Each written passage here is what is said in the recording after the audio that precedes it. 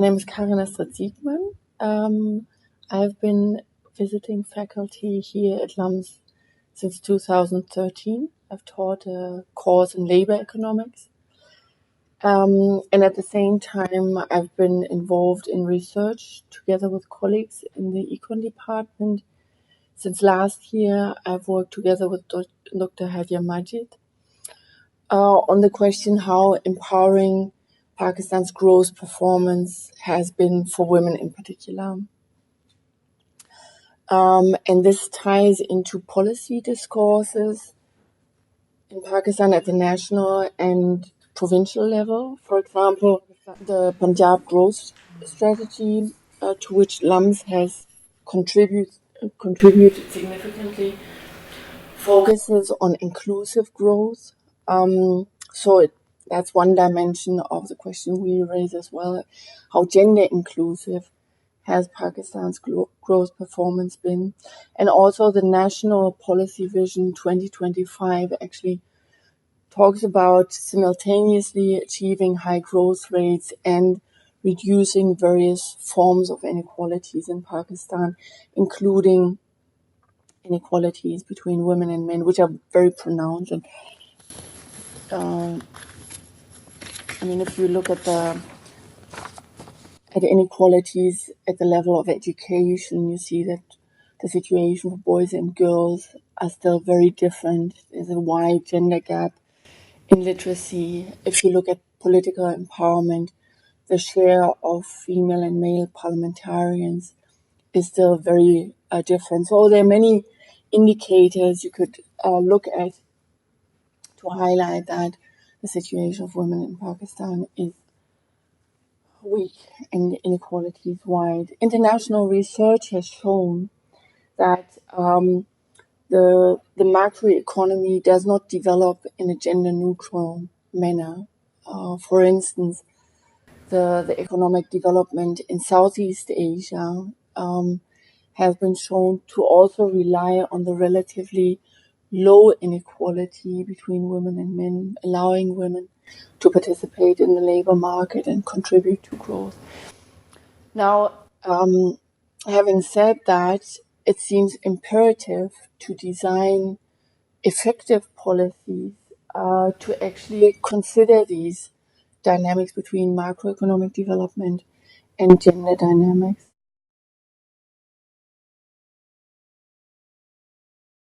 And that's what Hadia and I are contributing to. We started last year to develop a benchmark criterion for empowering growth. And we looked at two transmissions.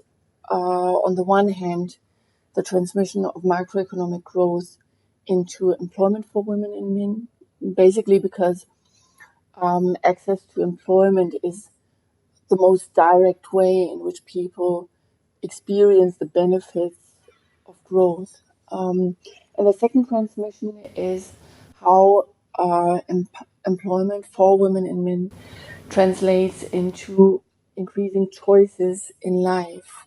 And that's basically the question, is increased employment empowering for women? And we argued in a working paper that we published last year on empowering growth in Pakistan that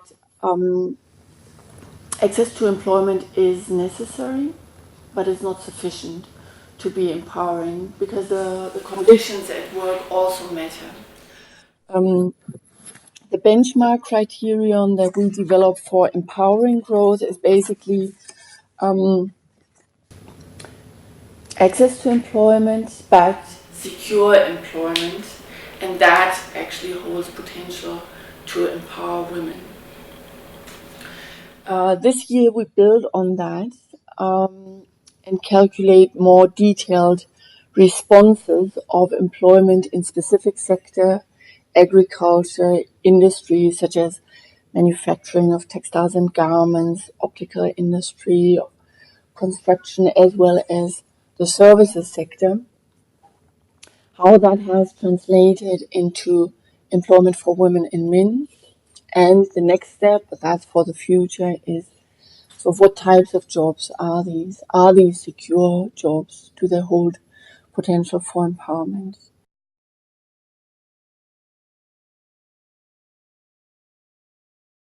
I'll just give you an example from the agricultural sector, where there has been volatile growth, sort of ups and downs, have been experienced in part because of the experience of drought during the past 2 decades.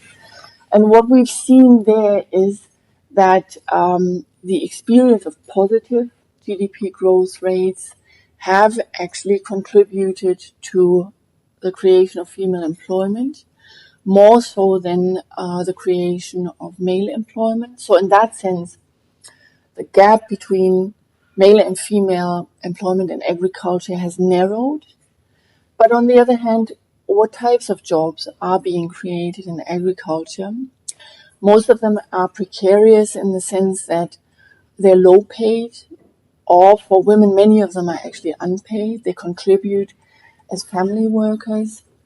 They're precarious in the sense that they contribute as piece rate workers, daily wage workers. So it's insecure jobs, and they're highly hazardous because of the exposure of agricultural workers to pesticides.